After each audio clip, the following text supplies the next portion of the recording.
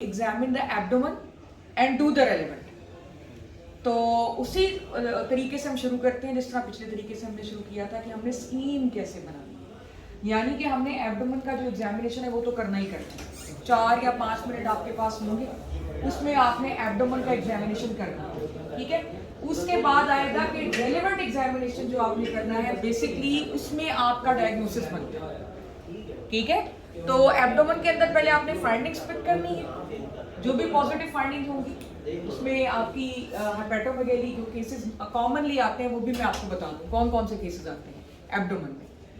हेपेटोमेगैली आ जाएगी, हेपेटोस्प्लीनोमेगैली आ जाएगी, खाली स्प्लीनोमेगैली आ जाएगी, एसाइटीज आ जाएगी, ठीक है। यही गिने चुने कुछ केसेस हैं, हेपेटोमेगैली, हेपेटोस्प्लीनोमेगैली, खाली स्प्लीनोमेगैली या एसाइटिस। और बाज़ वक्त एसाइटिस के साथ भी आपकी हेपेटोस्प्लीनोमेगैली या स्प्लीनोमेगैली आ रही होती है। ये टोटल केसेस हैं हमारे पास।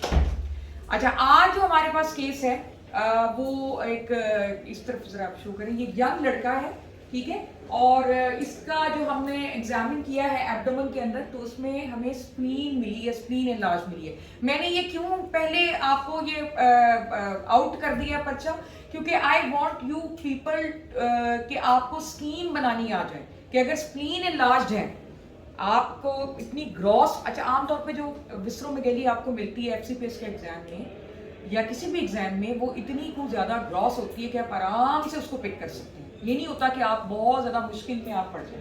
तो once you have picked it, आपने बाकी का एग्जामिनेशन जल्दी से क्विकली कंप्लीट करना है, ठीक है। देखना कोई और पॉजिटिव फाइंडिंग तो नहीं है उसके साथ, यानी उसके साथ कोई लिवर इलाज तो नहीं है या कुछ और तो नहीं है। और फिर आपने रिलेवेंट एग्जामिनेशन पर जंप करना है। और वो रेलेवेंट एग्जामिनेशन किस बेस पर आप करेंगे? पहला स्टेप आपका है कि आपने पॉजिटिव फाइंडिंग को पिक करना। लेट्स से वो स्प्लीनोमेगैली, ठीक है, और कुछ नहीं मिला आपको। अब आपने जो है उसका रेलेवेंट एग्जामिनेशन करना है। रेलेवेंट एग्जामिनेशन इस चीज पर डिपेंड करता है कि उस स्प्लीनोमेगैली का डिफरेंशियल डायग्नोसिस आप फौरन अपने दिमाग में बनाए, ठीक है। और स्प्लीनोमेगैली का कॉमनेस्ट डायग्नोसिस क्या होता है हमारे यहाँ? मलेरिया, हमारे वार्ड्स में डीसीएलडी, ठीक है, पोर्टल हाइपरटेंशन। सबसे कॉमनली जो है वो हमारे वार्ड में हर दूसरा मरीज जो है वो क्रॉनिक लिवर डिजीज का पड़ा हुआ है। देखिए, जो कॉमन थिंग्स हैं दे अकर कॉमन। अगर आप इसमें मुझे माइलोफाइब्रोसिस, लीशमैनियासिस और इस किस्म की कालाजार वगैरह बताएंगे तो ये है तो सही इसके डिफरेंशियल डायग्नोसिस में। लेकिन एक चीज जो मैं और आपको पिछली क्लास में नहीं वाजे की थी वो ये थी कि जो डीडी आपने बनाना है वो अपने प्रेवलेंस के हिसाब से बनाना है। हमारे यहाँ डीसीएलडी ज्यादा कॉमन है तो हम डीसीएलडी को सबसे पहले लेंगे। अब डीसीएलडी के हवाले से हम कौन सा रेलेवेंट एग्जामिनेशन करेंगे? एब्डोमिनल, वो तो हमने कर लिया ना, एब्डोमेन के एग्जामिनेशन नहीं कर लिया ना। जब उन्होंने हमें कहा एग्जामिन द एब्डोमेन तो वो हमने कर लिया, हमने लिवर भी देख लिया, हमने एसाइटिस भी देख ली, ठीक है, हमने सारा कुछ देख लिया। जीपी कर ली जी, रेलेवेंट जीपी में हम क्या देखेंगे? धीमा चेक कर लेंगे, उसको हम कहते हैं स्टिग्मेटास ऑफ लिवर डिजीज। हम देखेंगे, हम क्या देखेंगे? Stigmatas of liver disease. And what are they? हमने एक तरतीब से शुरू करना है, हमने हाथ से शुरू करना है। आप फेस से भी कर सकते हैं, लेकिन मेरी टेक्निक है कि मैं हाथ से शुरू करती हूँ। तो वंस मैंने एब्डोमेन कर लिया, मुझे उसमें स्प्लीन मिल गई, पहला स्टेप हो गया। अब मैंने उसका डीडी अपने ज़हन में बना लिया, पहला डीडी मेरे ज़हन में डीसीएलडी था। अब मैं फौरी तौर पे उसका हाथ पकड़ूंगी और मैं उसमें देखूंगी कि कोई पामर एरिथीमा तो नहीं है, उसमें कोई डिपिट्रेंट कॉन्ट्रैक्चर तो नहीं है, ठीक है। उसमें फिर उसके बाद मैं जब एग्जामिनेशन जब मैं करूंगी तो मैं इस तरीके से उसको एक्सपोज कर लूंगी पहले। इसका फायदा ये होगा कि जब मैंने इसको एक्सपोज कर लिया है तो यहाँ पर मुझे कोई टैटू मार्क्स इसके नजर आ जाएंगे जो कि शो कर सकते हैं कोई बीसी इसमें ट्रांसफर हुआ है बाय टैटू मार्क्स। कोई आईवी नीडल मार्क्स मुझे यहाँ मिल सकते हैं, स्पाइडर नीवाई मिल सकती हैं, ठीक है, वो मुझे फौरन क्लियरली पिक हो जाएंगे। पामर एरिथीमा मैंने पिक करना है, डुपिट्रेंट कॉन्ट्रैक्शन मैंने पिक करनी है। गेटिंग माय पॉइंट, ठीक है। तो ये सारे स्टिग्मेटास ऑफ लिवर डिजीज। आगे मैं चलूंगी, यहाँ पर मैं एक्सिलरी हेयर देखूंगी कि लॉस ऑफ एक्सिलरी हेयर तो नहीं है। मेल अगर है तो मैं उसकी चेस्ट को देखूंगी फौरी तौर पे कि चेस्ट के अंदर कोई मेल हेयर डिस्ट्रीब्यूशन लॉस तो नहीं हुआ होगा। यहाँ पे भी आपको स्पाइडर नेवाई मिल सकते हैं, वो मैं देखूंगी। गायनेकोमेस्टिया देखूंगी पेल्पेट करके कि डिस्क तो नहीं है। सो अभी मैं आपको जबानी बता रही हूँ, अभी मैं स्टेप 2 जिसका है वो पेशेंट पे भी आऊंगी। सो पहले नंबर पे हमने क्या कर लिया कि हमने रेलेवेंट एग्जामिनेशन में सबसे पहले हमने उसके स्टिग्मेटास ऑफ लिवर डिजीज देखी, palmar erythema, Dupuytren contracture, may be flapping tremor भी देख लिया, although it is not a stigmata of liver disease, क्योंकि फ्लैपिंग ट्रेमर और भी बहुत कंडीशंस में आ जाता है, लेकिन ये रेलेवेंट जरूर है। अगर आप फ्लैपिंग ट्रेमर आप कर लेते हैं तो ये एक अच्छी चीज है, ठीक है। तो आप ये देखें आपने क्या कुछ कर लिया, palmar erythema, Dupuytren contracture, flapping tremor, ये चूंकि आपने एक्सपोज किया हुआ है, spider naevi, tattoo marks, IV needle marks, ये सारे आपने देख लिए। आगे चलिए, एक्सिलरी हेयर, ठीक है, इधर chest hair, spider naevi, gynaecomastic, you getting my point. तो इसमें आपके साथ उसके बाद फेस पर आ जाए, वहां जॉन्डिस देख लें। तो ये सारी चीजें जो है आपके जो है वो stigmatas of liver disease. What else? अब आपको for example stigmatas of liver disease नहीं मिले, एब्डोमिनल एग्जामिनेशन पे आपको लिवर नहीं मिला, एसाइटिस नहीं मिली, सिर्फ स्प्लीनोमेगाली। Now what next? अब दूसरा डिफरेंशियल आपके जिम्मे में क्या है? बड़ा रेयर है ना, ज्यादा कॉमन की तरफ आए। क्रॉनिक में देखो, अब पहली चीज जो होती है वो ये होती है कि आपने जो कॉमन डीडी है वो सबसे पहले रखना है। नंबर 2 जो सिनिस्टर डीडी है, जो खतरनाक डीडी है, वो दूसरे नंबर पर ल्यूकीमिया से, ठीक है। सो रूल ऑफ थंब क्या है कि पहले कॉमन, नंबर 2 सिनिस्टर, बाकी की चीजें बाद में। सिनिस्टर में आ जाते हैं ल्यूकीमियाज एंड लिम्फोमास। तो आप रेलेवेंट एग्जामिनेशन में चल रहे थे, you were going like this this this this this this, तो यहीं पर आप अगर उसके लिम्फ नोड्स में देख लेते हैं, ठीक है, इंटीरियर सर्वाइकल देख लिए आपने 1 by 1, पोस्टीरियर सर्वाइकल आप बिठा के उसको देखेंगे, एक्सिलरी लिम्फ नोड्स आप उसके देख सकते हैं, एंगोइनल लिम्फ नोड्स जो है वो आप उसके देख सकते हैं। तो ये आपका इस चीज की हुज्जत पूरी हो जाएगी कि इस बच्चे ने लिम्फोमा या ल्यूकीमिया को सोचा था।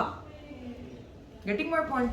इसके अलावा फेस के ऊपर आपने जॉन्डिस तो देखा ही देखा है, साथ आप पैलर भी देख लो, एनीमिया भी तो हो जाता है ना। ल्यूकीमिया और लिम्फोमास में क्या होता है? सो आप देखो, रेलेवेंट एग्जामिनेशन या शॉर्ट केस में 5 या 7 मिनट में एग्जामिनर्स दे डोंट एक्सपेक्ट कि आप उसका 100% हमें डायग्नोसिस देंगे। वो चेक कर रहा होता है कि इस बच्चे या बच्ची की अप्रोच क्या है, क्या इसने कॉमन और सिनिस्टर डीडीज सोचे, और क्या उसके रेलेवेंट इसने टेस्ट किए या नहीं किए। अब हो सकता है कि आपने जो टेस्ट किए हैं और बाद में अगर आप उसको इन्वेस्टिगेट करो तो पता चले कि बिल्कुल ही एक चौथा 5वां डायग्नोसिस बना है, जो कि बिल्कुल ही आपकी जो आपने एलिसिट की हैं चीजें उनके बिल्कुल ऑपोजिट है। लेकिन हमने आप वो देखना नहीं है कि आपने डायग्नोसिस क्या बना था और आप क्या बना रहे थे, हमने आपकी अप्रोच चेक करनी है। तो अप्रोच चेक हो जाती है तो आपके रेलेवेंट एग्जामिनेशन के अंदर जो है वो आपके लिम्फ नोड्स भी आ गए, आपकी ये चीजें भी आ गई, stigmatas of liver disease. What else? Lymphoma, leukaemia, DCLD number 1 पे, और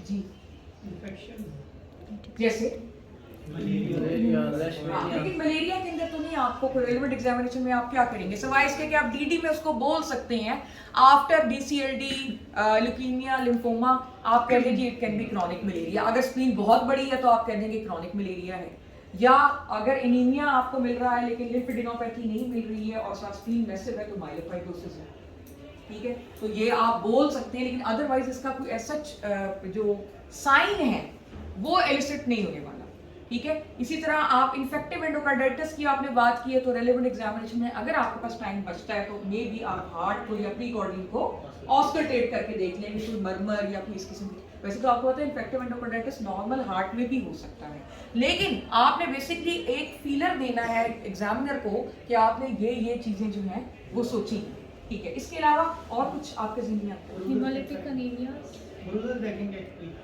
किसमें? इफेक्टिव एंडोकार्डाइटिस में? हाँ, वैसे ही मतलब स्क्रीन में देखते हैं ना ब्रूज, ITP हो गया या ITP is the diagnosis of exclusion. Haemolytic anaemia, haemolytic anaemia में शाबाश, मेरा बल्कि शॉर्ट आपने बड़ा अच्छा बताया, मेरा शॉर्ट केस आया था, स्प्लीनोमेगाली थी और पैलर था और कुछ भी नहीं था, लेकिन वो जो स्प्लीन थी ना वो छोटी सी थी, वो इतनी बड़ी नहीं थी।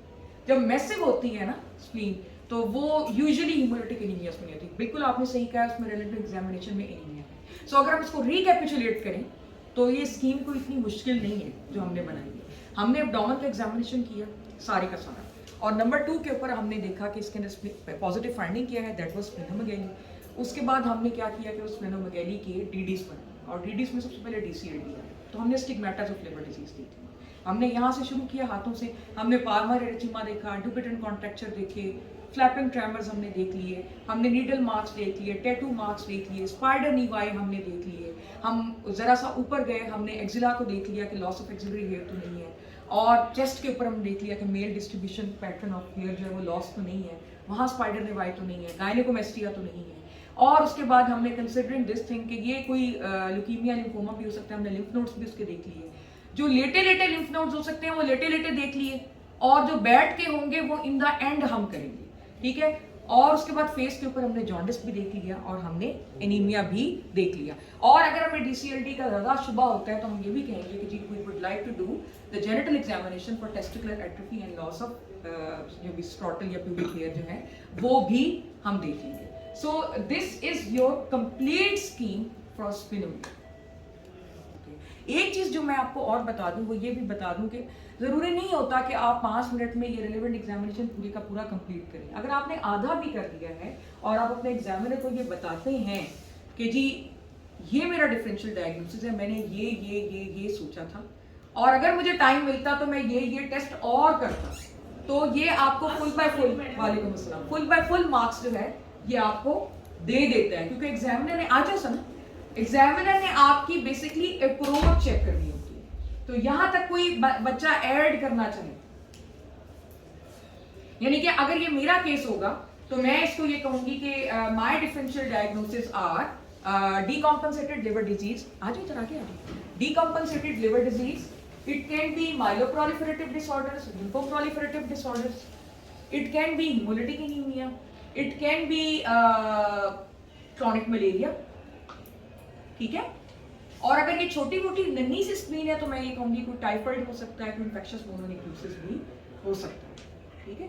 तो ये सारे मेरे डीडीज हैं, लेकिन इन डीडीज के हिसाब से मैंने जो है वो टेस्ट परफॉर्म करने हैं और फिर अकॉर्डिंगली मैं इसको नैरो डाउन करनी है। अब स्टेप नंबर 2, अभी तक पहले मुझे बताओ कुछ ऐड करना है, आपका केस है, आप बताइएगा कुछ ऐड करना, कुछ आपने और सोचा हो जो कि मैं स्किप कर रही हूँ, क्योंकि देखो I am a human being ना, तो मैं कोई प्रिपरेशन के साथ तो नहीं आई हूँ, मैं जस्ट आपको यही ऑफ हैंड स्कीम्स बता रही हूँ कि किस तरह से स्कीम बनानी होती है जो कि आपके पेसेस में आपको हेल्प करेगी, FCPS में हेल्प करेगी। सो अगर कुछ और कोई चीज ऐड करनी है तो प्लीज बताएं, नहीं करनी। अब हम स्टेप 2 पे चलते हैं, अब हम पेशेंट के ऊपर चलते हैं। Examine the abdomen and do the relevant. सारे बच्चे आ जाए, जिनको नहीं नजर आ रहा वो भी प्लीज आ जाए। तो हमने क्या करना है कि हम राइट साइड के ऊपर अप्रोच करेंगे पेशेंट के, और we have to be very very gentle. यहाँ पे इतनी जेंटल ना हो गुजारा चल जाता है, ठीक है। और लेकिन पेसिस के एग्जाम में अगर आप जेंटल या एथिकल ना हो तो वो आपको स्ट्रेट अवे फेल कर देते हैं। बेशक आपने मेथड्स करेक्ट किए हैं, क्योंकि वो बहुत ज़्यादा इंसानियत के दिलदादा हैं, जो कि हमारी टीचिंग्स हैं। अनफॉर्चुनेटली वो लोग इस चीज़ की ज़्यादा परवाह करते हैं और हम लोग इसकी परवाह नहीं करते। बड़ी गलत बात है, लेकिन बहरहाल वो हमारे जो कैंडिडेट्स हैं वहाँ काउंसलिंग पे फेल होते हैं, हमारे कैंडिडेट्स पेशेंट के साथ जेंटल ना होने पे फेल होते हैं, ये सारी चीज़ें होती हैं। तो आपने क्या करना है कि आपने उसको ज़हन में रखते हुए, इंटरनेशनल एग्जाम को ज़हन में रखते हुए आपने तैयारी करनी है। अस्सलाम वालेकुम, क्या हाल है? अच्छा, मैं डॉक्टर फराह हूँ, तो मैं आपका थोड़ा सा मायना करूँगी, अगर आपको दर्द होगी तो आपने ना फ़ौरन बता देना, ठीक है। आप पेट पे से कपड़ा हटा लोगे। आइडियली स्पीकिंग जो है it should be, shirt should be of, लेकिन मैं ज़्यादा उसको नहीं करती उसमें प्रॉब्लम में। और मैं क्या करती होती हूँ कि जब मैंने GRT का मुझे कमांड मिले, तो इसने तो खैर हाफ स्लीव्स पहनी हुई है ना, लेकिन अगर हाफ स्लीव्स नहीं भी हैं तो मैं उसकी स्लीव्स को रोल ऑन करवा देती हूँ, क्योंकि बहुत सी चीज़ें होती हैं जो यहीं पर ही आपको मिल जाती हैं, यू नो। अगर आपकी स्लीव्स यहाँ तक है तो आपको कुछ भी पता नहीं चलेगा, आपको कोई टैटू मार्क्स का पता नहीं चलेगा, आपको कोई IV नीडल मार्क्स का पता नहीं चलेगा, आपको कोई स्पाइडर नीवाई का नहीं पता चलेगा, ठीक है। ये सारी चीजें जो है अगर आपने उसकी स्लीव्स ऊपर करवा दी हैं तो आपको यहीं पर ही अंदाजा हो जाएगा, ठीक है।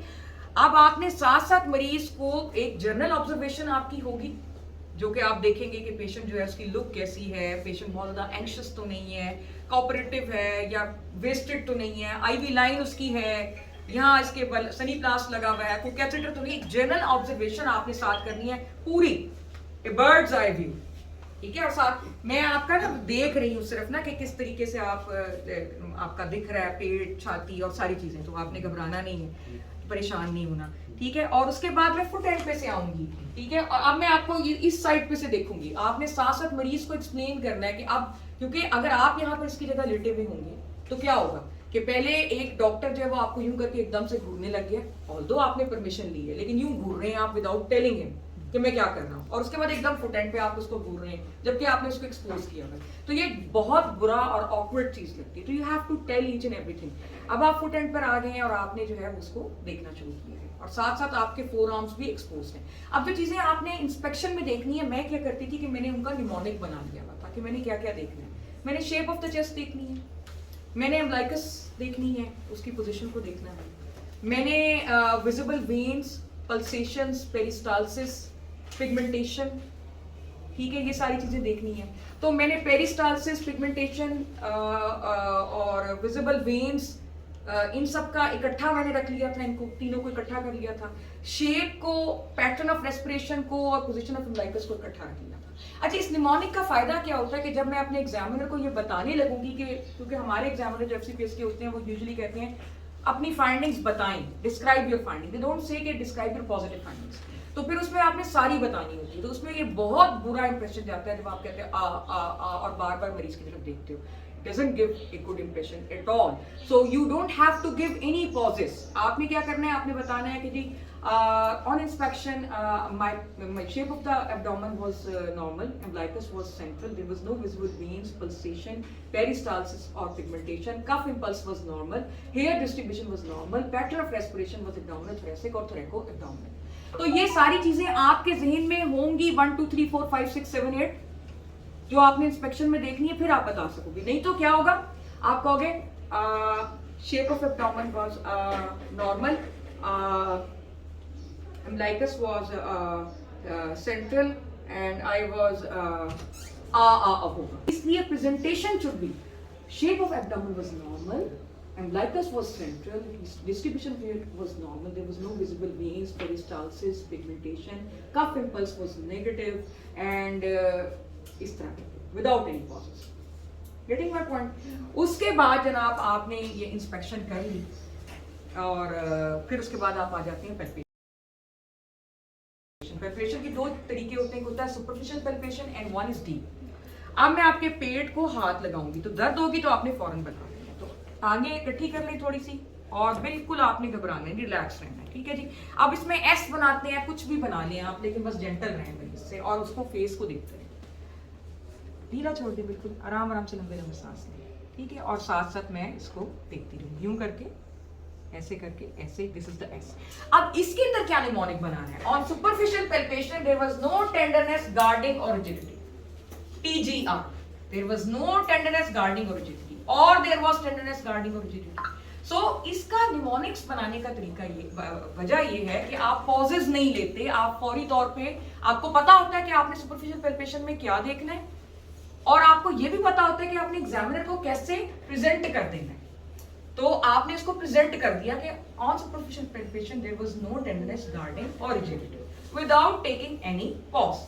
फिर आ जाती है डीप पैल्पेशन। अब उसमें आपने ये चीज जो है वो अपनी रखनी है, बेंड नहीं करनी है वो, और उसके बाद आप आराम आराम से इसको पैल्पेट करेंगे। लंबा लंबा सांस लेते जाएं, शाबाश, लेते जाएं, शाबाश, लेते जाएं, लेते जाओ, ठीक है। अब ये मेरा हाथ जो है, आप अगर इसको फोकस करें तो मेरा हाथ जो है वो बिल्कुल रिब के नीचे जा रहा है, इसका मतलब है यहाँ कोई विस्रोमेगैली नहीं है। हाँ, इधर है। अब it can be left lobe of liver या ये स्प्लीन हो सकती है, so I am not sure about it, तो लेकिन यहाँ कुछ नहीं, सही है।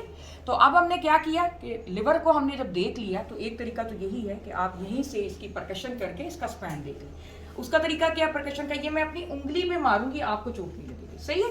तो आपने सेकंड इंटरकॉस्टल स्पेस है, ये ज़ीफिस्टर्नम है, ठीक है, और यहाँ से सेकंड इंटरकॉस्टल स्पेस है, यहाँ से आपने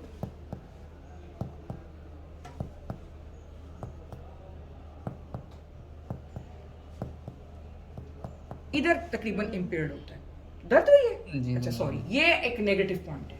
तो आपने यहाँ से फिर इंचेस टेप लेके इसका स्पैन जो है वो निकाल लेना है। ऑल्दो मुझे तो पेट ही नहीं हुआ, लेकिन बहरहाल फिर भी आपके लिए मैंने बता दिया। उसके बाद जनाब आप स्प्लीन पे चले जाएंगे, कोई मसला नहीं है। आपने यहाँ से आना है इस ऐसे। अच्छा, अच्छा, इसमें कोई वो नहीं है, अगर आपका थोड़ा सा हाथ यूं हो गया, इससे कोई फर्क नहीं पड़ता। एग्जामिनर ने असल चीज ये देखनी है कि ग्रॉसली इसके पॉइंट्स ठीक हैं, इसने फाइंडिंग पिक की है, ये जेंटल रहा है या नहीं। और जो तीसरी चीज है यानी मौखर जिक्र, वो भी पेसेस वाले ज्यादा देखते हैं, यहाँ वाले इतने नहीं देखते। But I am preparing you for both. तो आपने यूं करके इधर से ऐसे करके साथ साथ में इसको देखते जाना है, ठीक है। अब यहीं पर ही इसकी स्प्लीन जो है ना वो मिलना शुरू होगी, बड़ी ग्रॉस है, ये यहां से लेकर यहां तक रेजिस्टेंस है, ठीक है। तो आप यहीं पर जो है आप इसको, ये मैं फिर इस तरह मारूं, ठीक है, ये डल है और वहां पे इसको पेन भी हो रही है, ठीक है। सपोज अगर आपको स्प्लीन इस तरह नहीं मिल रही, इसमें तो मिल गई ना, अगर नहीं मिल रही तो दूसरा स्टेप है बाय मैनुअल मेथड। आपने एक हाथ यहां रखा और दूसरे हाथ से पैल्पेट किया। इसकी तो खैर स्प्लीन यहाँ पड़ी हुई है, लेकिन अगर नहीं मिल रही तो आपने ये दूसरा स्टेप है। तीसरा स्टेप, इस तरह भी नहीं मिल रही तो लेफ्ट लेफ्ट मैडम क्लास हो रही है इनकी? जी जी जी मैडम, वेरी, आप कर रही हैं? जी जी जी जी मैडम। ये बड़ा जबरदस्त।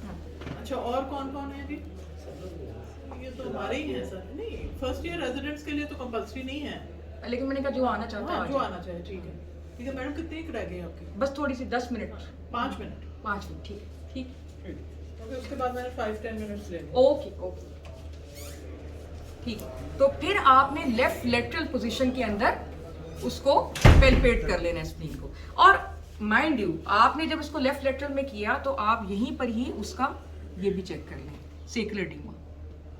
क्योंकि हमारा जो गोल होता है या मोटो होता है वो ये होता है कि हमने मरीज को बार बार वो नहीं करना, डिस्कम्फर्ट नहीं देना, ठीक है।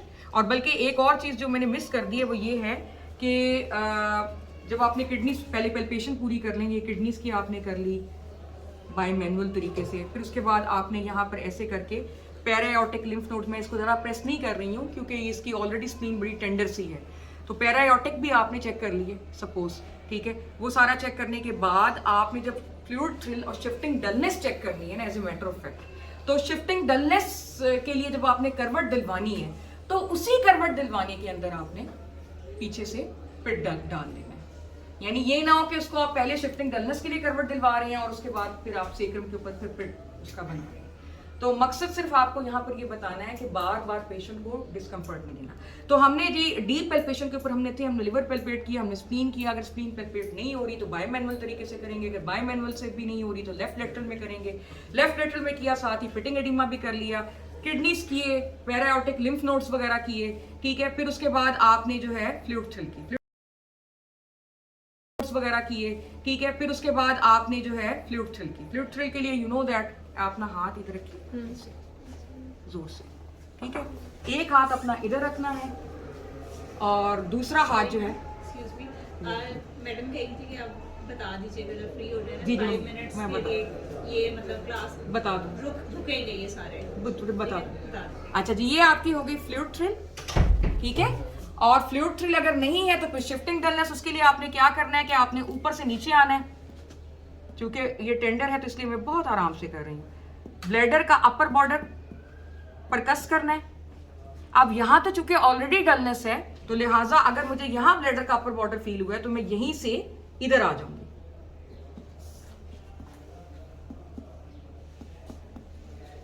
उस तरफ करवट ले लो। तो यहां मैंने फिंगर को लिफ्ट नहीं किया, आप देखिए, और थोड़ी देर मैंने इसको डिस्प्लेस होने दिया फ्लूइड को, ठीक है। और देखा कि वहां पर रेजोनेंस हो गई या नहीं हो गई। सो ये आपका, इसके बाद क्या आ जाता है, फिर आपका आ जाता है ऑस्कल्टेशन। और ऑस्कल्टेशन में आपने क्या करना है, स्टेप दीजिएगा, आपने बॉल साउंड सुननी है,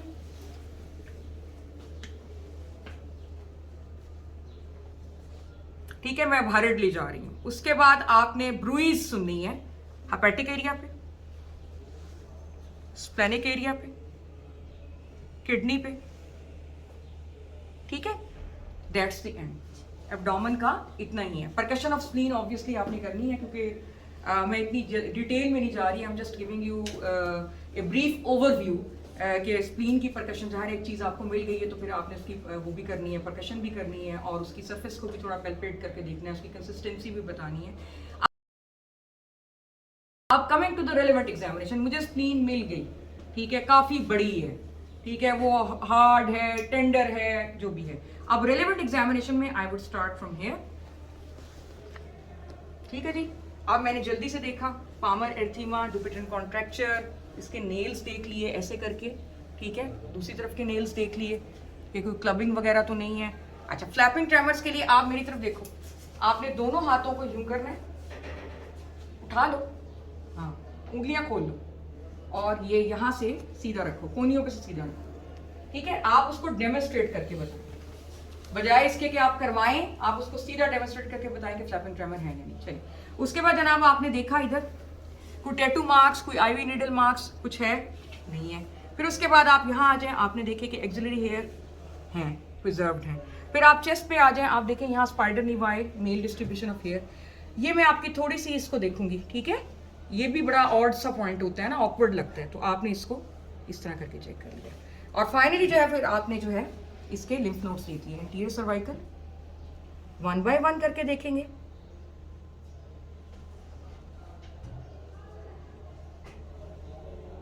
ठीक है जी, पोस्टीरियर सर्वाइकल हम इसको बिठा के करेंगे।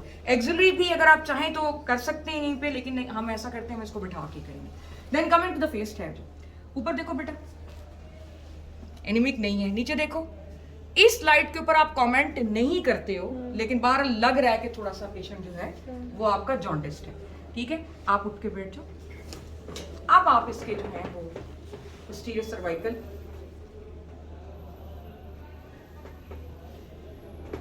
और उसके बाद एक्सिलरी, ये हाथ ढीला छोड़ दो, ढीला छोड़ दो, ऐसे इसको रेस्ट करवाना है। पहले anterior axillary fold, then posterior, then medial, then lateral and then apical. और इसी तरह इसको भी ढीला छोड़ दो, ढीला छोड़ दो बच्चों। Anterior, posterior, lateral, medial and apical. और उसके बाद आपने आखिर में जो है मरीज को लेटा के इंग्वाइनल, लेकिन ये यहाँ पे जो आपकी नले हैं उसमें मैंने गिल्टियाँ चेक करनी है, ठीक है, क्योंकि this is again very awkward. Pitting edema, and I would like to see this genitalia. So this ends your splenomegaly patient. Splenomegaly अगर उसको होगी है, हेपेटोमेगाली की इससे डिफरेंट अप्रोच है, एसाइटिस की डिफरेंट अप्रोच है, उसमें JVP भी आ जाती है, क्योंकि एसाइटिस का अगर एक डिफरेंशियल डायग्नोसिस आप देखें विद हेपेटोमेगाली तो वो राइट हार्ट फेलियर भी है, तो उसमें JVP भी आ जाती है। तो ये आपका सारा रेलेवेंट एग्जामिनेशन, उसमें 5 मिनट से ज़्यादा है। मेरा नाम डॉक्टर फराह सादिक है और मैं associate professor Lahore general hospital हूँ। ये जो वीडियोस की सीरीज़ मैंने शुरू की है बेसिकली FCPS और MRCP पेसेस के कैंडिडेट्स के लिए की है। अभी जो करंटली मैंने वीडियो अपलोड की है उसमें मैं कुछ थोड़ी सी गलतियाँ हैं जिनकी तस्हीह करना चाहती हूँ। जहाँ पर मैंने परकशन शुरू की है फॉर लिवर स्पैन, वहाँ पर गलती से ज़ीफी स्टर्नम का लफ्ज़ यूज़ हो गया, जो कि मिनिब्रम स्टर्ना के साथ सेकेंड इंटरकॉस्टल स्पेस होती है। सेकेंडली जो गायनेकोमेस्टिया है, हर्डली मैं उसमें ये बताना भूल गई हूँ कि उसको चेक करने के लिए आपने दोनों हाथों से निप्पल को पैल्पेट करना होता है और डिस्क को फील करना होता है। अगर डिस्क महसूस हो तो ही गायनेकोमेस्टिया होता है। और थर्डली ये कि जेनिटल एग्जामिनेशन में आप डिकम्पनसेटेड क्रॉनिक लिवर डिजीज में ये एक्सपेक्ट करते हैं कि शायद उसके प्यूबिक हेयर लॉस हो या उसकी टेस्टिकुलर एट्रोफी को आपने देखना होता है। तो ये 3 चीज़ें थी जिसकी मैंने तस्हीह कर ली थी। बाकी all the best for your coming exam, और इसको आप सदका जारिया समझ के जितने भी लोग FCPS एग्जाम में वाइवा में शुरू अपेयर हो रहे हैं उनको आप स्प्रेड करें।